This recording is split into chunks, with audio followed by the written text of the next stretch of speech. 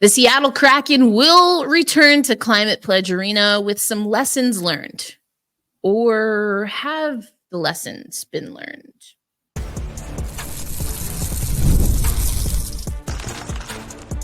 You are Locked On Kraken, your daily podcast on the Seattle Kraken, part of the Locked On Podcast Network, your team every day.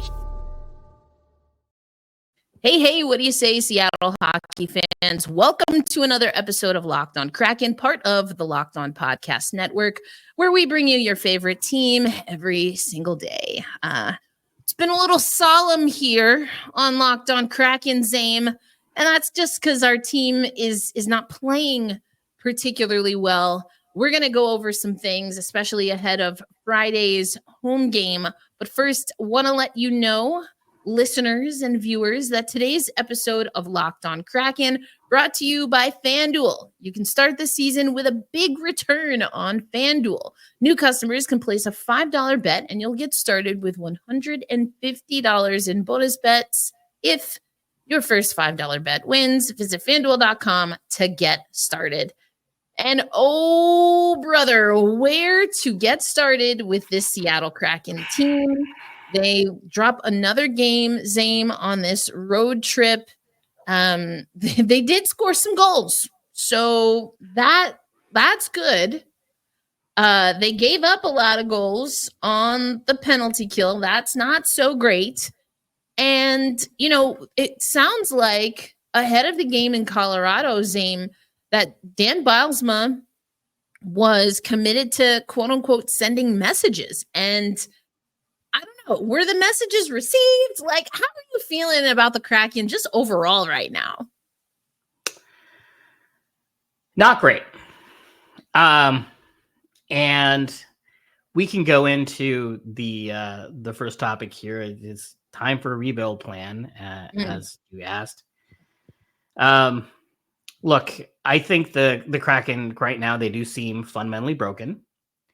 And in ways that persist from last year. Even now, we have a new coach, we have a new system, and it's November 6th. So we have a few more weeks until we get that 20-game mark that Dan Bylsma has to give them. So, it's still early-ish, but the early returns on what we're seeing from the Kraken reinforce a lot of the concerns I had about the Kraken's roster construction and their long-term championship equity. Yep. So, I mean, I don't know what you do, because okay, if you're Ron Francis, can you do a rebuild? Well, how are you accomplishing that? Because you have almost the entire team is under contract through next season. Mm-hmm. You don't have any salary cap flexibility because you spent almost $7 million a year on Chandler Stevenson, a player with a market value of like $2 to $2.5 million. And you've got Brandon Montour. He's a great player, but he's under contract for 7 years while you're still trying to develop and bring along young players. Look, on June 30th, they had it. They had everything. They had cap flexibility. They had draft capital, because this team drafts very, very well. That is one thing that this front office does extremely well. Right? They draft well. They seem to develop well. They had a long-term option, so you can stay and see what happens. Pick up a cheap Ellie Tolvanen off waivers when they come. Pick up a cheap Oliver Bjorkstrand when Columbus's cap situation say, well, we have to get him, sell him for pennies on the dollar. You pick up value where you do, but then you stay flexible. Now all of that is gone.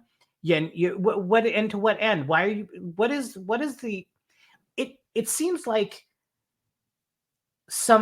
you're in the middle of cooking something. You're in the middle of like a spaghetti, right? And you're like, you got this roasted tomatoes and the onions and the sauce and simmering everything. And they're like, you know what? Actually, I'm gonna make this some chocolate ice cream. And so you put in like some chocolate syrup in there and some sprinkles and like a cherry. And you're like, you're doing two different things, man.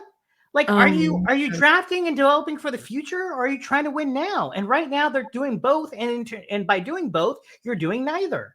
So look, I don't want to be overly negative, but this caps, like every time I look at the salary cap table for the Kraken, my eyes go to Chandler Stevenson's contract, and then I just burst into tears.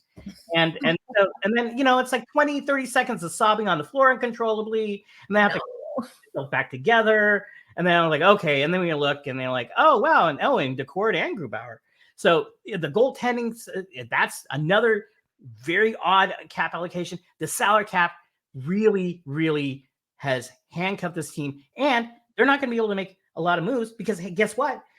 When Vince Dunn comes off of LTIR, which this team desperately needs, now they're back to 21 players not having enough cap to even do call-ups. So you have to trade somebody. You have to trade Tanev or Gord, most likely. But now with Vince coming back, hopefully, this issue is going to be forced. But it's been there. The sword of Damocles is hanging over this franchise, and it's all self-inflicted.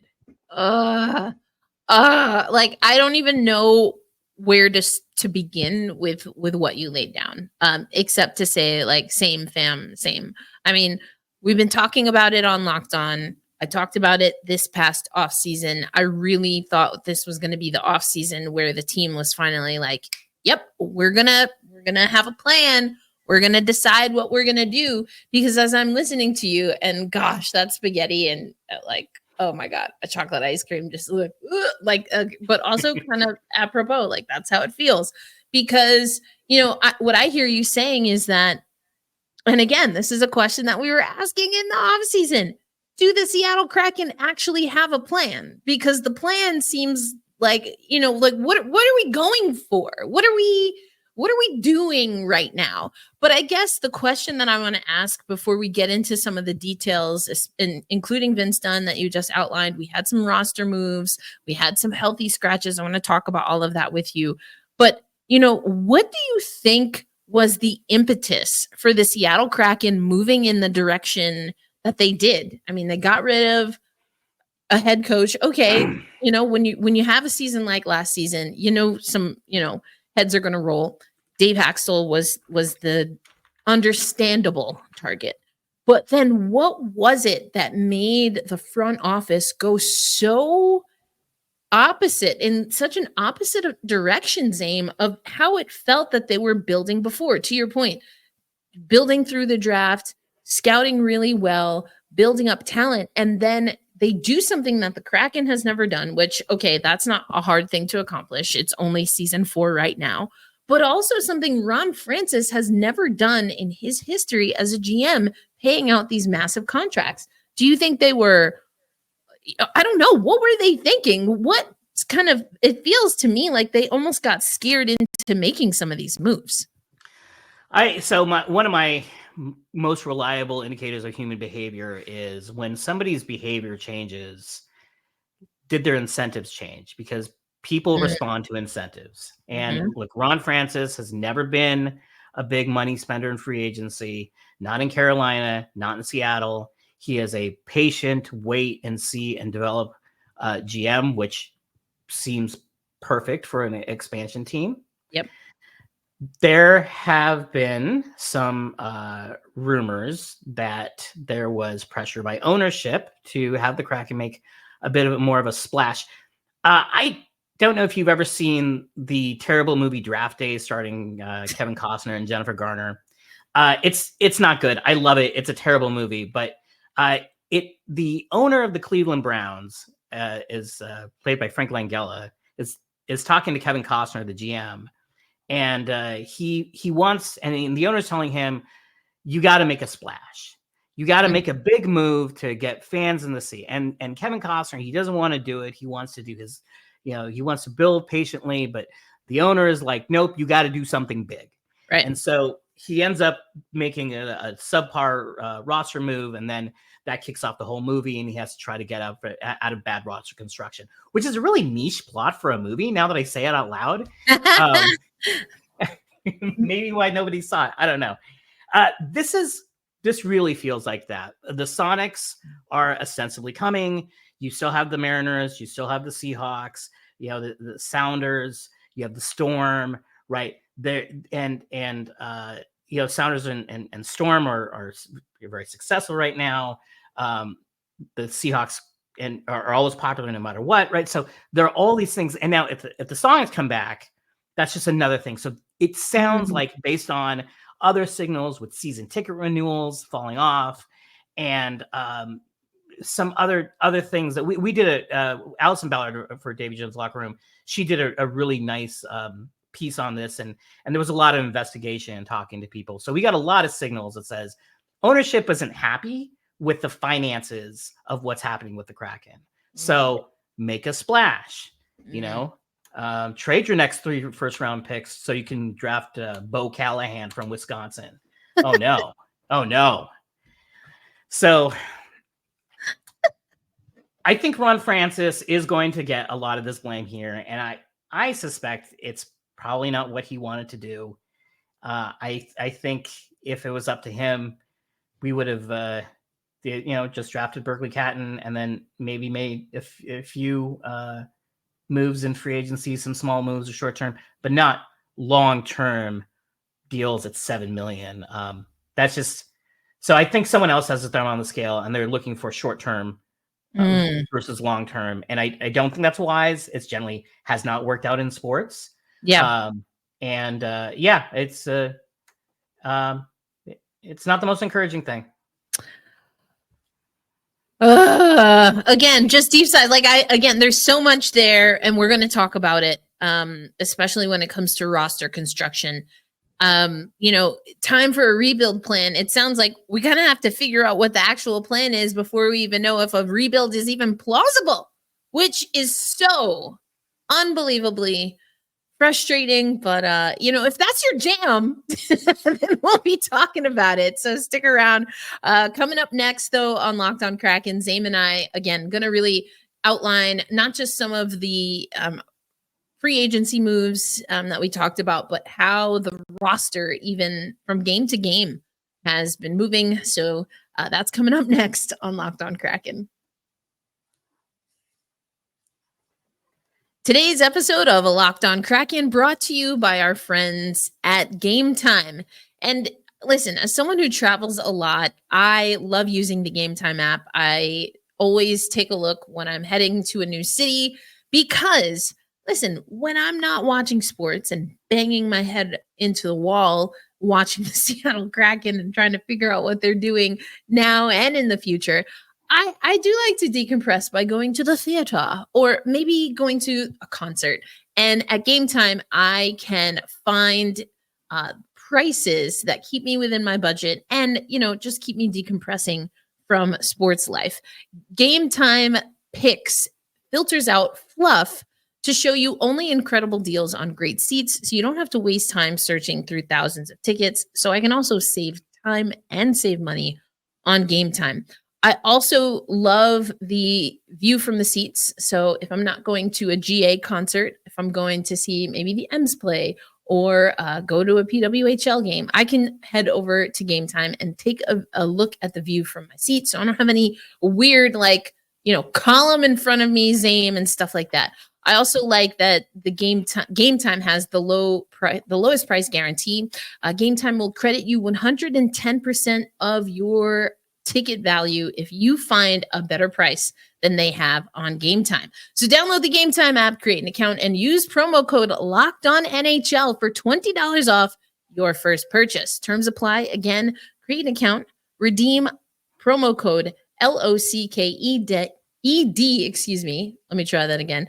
LOCKEDONNHL for $20 off. Download Game Time today. What time is it? It's game time. Today's episode of Locked On Kraken also brought to you by our friends at FanDuel. And listen, we know that the NFL is in heavy action right now. You mentioned the Seahawks before. Seattle's always going to show love for the Seahawks, but did you know that you can tackle NFL action with FanDuel, America's #1 sportsbook? Right now, new customers can bet $5 and get $150 in bonus bets if you win. FanDuel Sportsbook app gives you everything you need to place live bets on the NFL all in one place. We're talking latest stats, live play-by-play, and so much more on the same page where you place your bets. So visit FanDuel.com to join today. You'll get started with $150 in bonus bets if you win your first $5 bet. That's FanDuel.com. Never waste a hunch and make every moment more with FanDuel, an official sports betting partner of the NFL, and of course, us here on the Locked On Podcast Network. Thanks as always for making Locked On Kraken a part of your daily destination. And listen, we have a lot of fun here on Locked On Kraken, but we also keep it real. And this is more of a keep it real episode, Zane. We talked about kind of, are we and should we be? Is it time for a rebuild plan? And that really came from Nashville Predators GM, Barry Trotz, basically saying that if the team doesn't start picking it up, that he's going to go into full rebuild, and we're hearing things like the compete level is not where it should be. We're hearing things like, we have to start on time. We have to put together a complete 60. So now we kind of talked about the front office aspect of this, Zane. What are we seeing Dan Bylsma try to do to control the situation? What are we hearing from players? And is that enough? Shocking move yesterday on Tuesday when Bylsma scratched Oliver Bjorkstrand and Ty Cartier, healthy scratches, for Ryan Winterton and John Hayden. Also, Cale Fleury played in place of Josh Mahura. That was less seismic, but and really interesting choices too, because Bjorkstrand, I mean, he has been struggling, but he hasn't really been the lightning rod for what's going on here. And then Ty Cartier was really surprising, because if the issue is effort and energy and compete, Cartier isn't someone who has been lacking in that area. So right. Maybe mental mistakes. Who knows? I mean, Bylsma's not going to tell us why the thinking is, but it sends a message, which is something that Coach Hackstall was against. When Riker Evans was called up for his very first NHL game, Leah Hackstall asked Dave Hackstall if this was about sending a message, and he's like, no, it wasn't. And so I followed up with him in post game, and I said, well, so what was the impetus of calling up? And he really was like passionate, like, no, this is not sending a message. We don't send messages here. We talk to each other face to face, and we brought him up because we thought he could play, right? And I'm not saying one approach is better than the other, but clearly Bylsma is like, nope, we're sending a message. What we're doing here, that's not going to work. I mean, it didn't really seem to work after one game. I mean, is it a message if the sending of the message doesn't send a message? Question mark. Well, message sent was message received, right? Woo. Hey, that's a whole bars. Like, we could really dig into that. And look, it's one game. It's at the end of a road trip. Maybe they were distracted from the election. Who knows, right?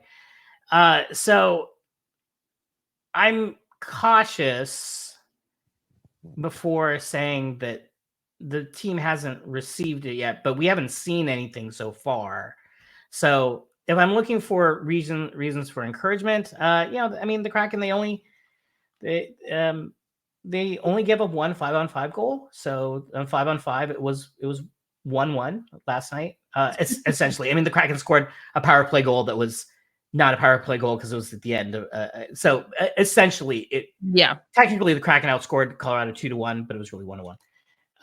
That's something, but we're dealing with really small sample sizes. So I'm not saying that it's a failed experiment or a failed message. Now, the on ice play was, really, really poor. The poor Shane Wright, Ryan Winterton, Ellie Tolman line was. They were on. They're on the ice for, and this is all just on 5-on-5 for both goals. Got outshot 2-13.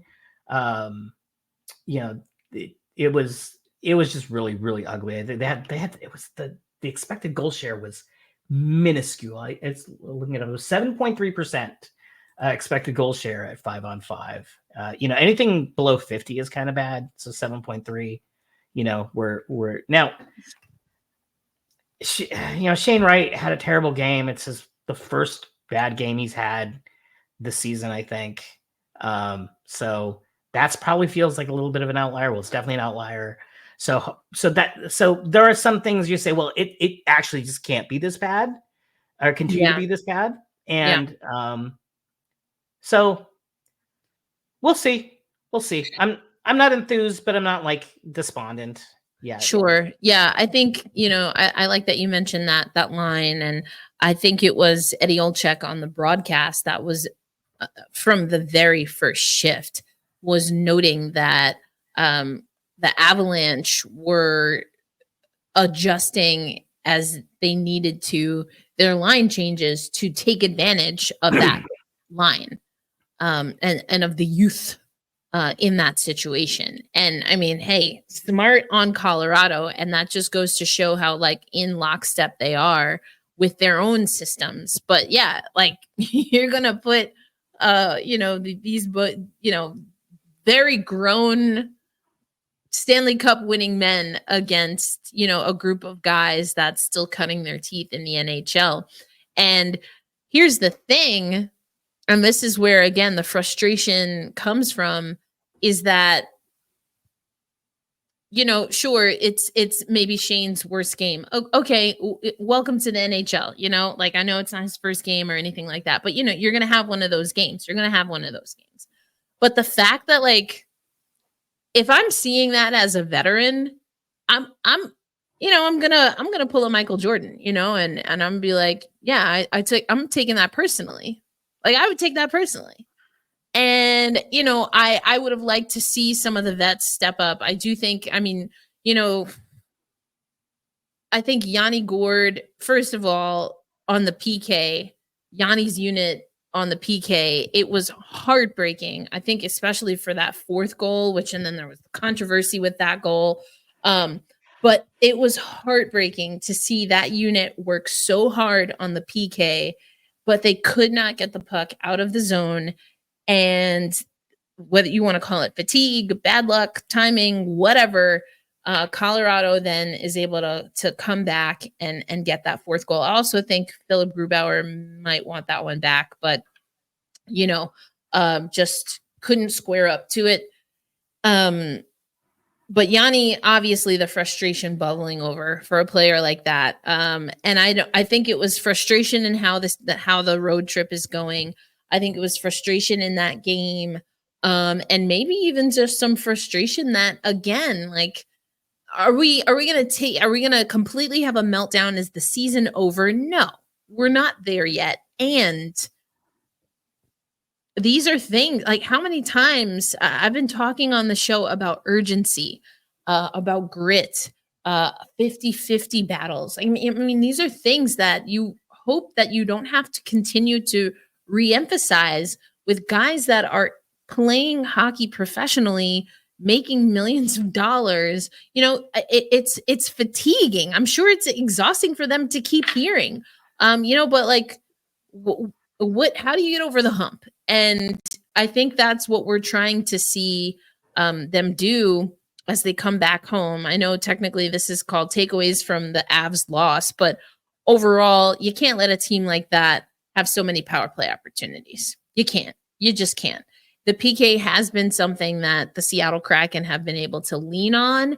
And again, the Avs are just a great team.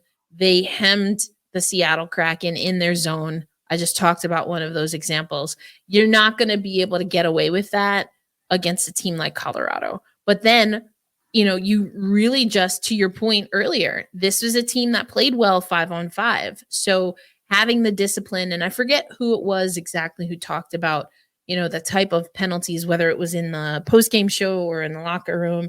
But, again, these are things that the Kraken know, but they're just not able to get it together. Well, here's the thing. The Seattle Kraken can't dwell on it. You mentioned not at that 20-game mark. I talked about the rule of thirds the other day on the podcast, and we're nowhere even close to being in a position where you need to throw in the towel. But you also can't act like you're throwing in the towel when you have no real reason to do that. And so there's just a mentality shift that has to happen. The Seattle Kraken will be home. So maybe once they get some home cooking, sleep in their own beds, whatever you want to say, get some of that Seattle climate, they can get back on track. So let's talk about just some things. They're going to be playing Vegas on Friday. So, we'll talk about the game within the context of playing Vegas, but really more so what we think the Kraken need to do in their next game to turn the tide. That's coming up on Locked On Kraken. Today's episode of Locked On Kraken brought to you by our friends at Indeed. We're driven for the search for better, like a better power play for the Seattle Kraken. But when it comes to hiring, the best way to search for a candidate isn't to search at all. Don't search, match with Indeed. If you need to hire, then you need Indeed. Indeed is your matching and hiring platform with over 350 million global monthly visitors, according to Indeed data, and a matching engine that helps you find quality candidates fast. And Indeed doesn't just help you hire faster. 93% of employers agree Indeed delivers the highest quality matches compared to other job sites, according to a recent Indeed survey. So leverage over 140 million qualifications and preferences through Indeed's matching engine. It's constantly learning from your preferences. So the more you use Indeed, the better it gets. Listeners of this show will get a $75 sponsored job credit to get your jobs more visibility at Indeed.com/locked on. Just go to Indeed.com/locked on right now and support our show by saying you heard about Indeed on this podcast. Indeed.com/locked on. Terms and conditions apply. If you need to hire, then you need Indeed. All right, Zane, the crew comes back home, going to play the Vegas Golden Knights, an interesting team just generally when we take on Vegas. Chandler Stevenson obviously knows a thing or two about this team. But again, I really think more what the Kraken need to focus on is what they need to do and how they're going to show up. So what are some things that you are hoping to see as the Seattle Kraken hit the ice again? They had Wednesday off, likely will have a Thursday practice and then get ready for Friday's game. So not a lot of time to go over X's and O's, but what are you hoping? What do you expect to see from the Seattle Kraken as they prepare for Friday's game? Yeah, I think the preview against the opponent is whoever the opponent is kind of irrelevant. If you can't win a battle against an opponent if you've lost a battle within yourself. So start there. Boom. Have come out with, yeah, and it sounds so cliche, but there's a lot of truth. Just come out with high compete level. Come out with high energy. It's so many of these games on this road trip. It's just they come out flat. They get beat by the forecheck. They're not able to keep the puck in the zone. They're not able to generate quality shots. The shots they do generate are, on the outside. Yeah, shots is a problem. I love that you mentioned that. I'm sorry. I just had to stop there for a minute because the shot quality, the shot volume, I don't even know. Yeah. So it's, I mean, when everything is so poor and everything is going so poorly at a fundamental level, then you just start with, okay, let's try just playing fundamentally solid hockey and do it with a lot of energy and purpose. And that's just what I want to see in the first period. I want to see him just come out and not be flat. Yes. Yeah, the starts have been a problem. And, you talk about the fundamentals. It is something that Eddie Olczyk said on the broadcast against Colorado. But I think there's like, for as much as we heard that Dan Bylsma can be a fun guy, he's definitely got a lot of energy. I think that also we're seeing the side of his personality as a coach, as a competitor, where he is also working his way to not getting stuck on what's not going well and to find the balance between focusing on ways and things that are improving without overlooking the bad, but not also staying in the, like, I want this Seattle team, and I think that Dan could benefit from just like leaning into the fun of being in the National Hockey League. Like, you are in the NHL. What? You are living out dreams. Your dreams, the dreams of the people who are coming to the arena, who travel from throughout the country, throughout the world to see you. Lean into the fun, man. Maybe take some of the pressure off. Just freaking have fun. Get connected to the game again. I mean, and maybe that's really what I want my key to be. I think a way to do that is to connect to the joy of the game, but they have to get back into just get reconnected with the game. And so much of that, sure, is fundamentals, but not to the point where you're exhausting your mind and your muscle memory. And so that's why I think there's an element of fun or levity or just like taking a little bit of the pressure off and out of the situation that needs to happen as well. Show up, play well, and then see what happens. And hopefully that'll lead to wins. The nice thing is they play Vegas, but then their schedule gets pretty soft. They play Columbus, which is the first day that on Tuesday, which is the first day that Vince Dunn is eligible to come back. Then the Blackhawks, the Islanders, and then the Rangers and Predators. So, you're not running into Toronto and then Carolina and then Colorado, and so you might be able to pick up, especially Columbus and Chicago.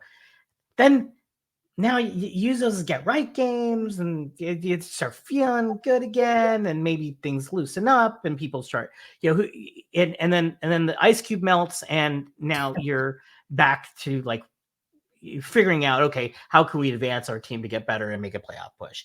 Right. That could certainly happen. That's not an outlandish scenario at all. So maybe if things don't go well against Vegas, it doesn't necessarily mean it's, maybe let's target those real soft opponents and try to get some easy wins is what I would do. Yeah. So before we close out today's episode, I want to just straight up ask you, because we talked about, is it time for a rebuild plan? I think we both are like, well, what is the plan before we can figure out what the rebuild plan is? We talked about some of the roster changes. What is the deadline for this team? Is it a date? Is it a specific record? Is it just like, what is the point of no return? Maybe that's the better way of saying it. Before it's really time for the Seattle Kraken, particularly the front office, to make some moves to try and get this team revitalized and back on track to make a push to be a playoff team. I mean, the saying says if you're not in a playoff spot by Thanksgiving, then, I don't fully subscribe to that, but that's a somewhat useful heuristic. I would stay patient. I would stay put for now. And look, even though ownership or the front office spent in free agency in a way that suggests that like we want to win now, I think the most important thing is the development of Shane Wright and Matty Beniers and Riker Evans. And so if Shane Wright is given the opportunity to continue to develop into the kind of player that they hope he should be, because if you want to win a cup, you're going to have elite players, and elite players have to be developed and drafted. Usually they're hard to get in free agency. So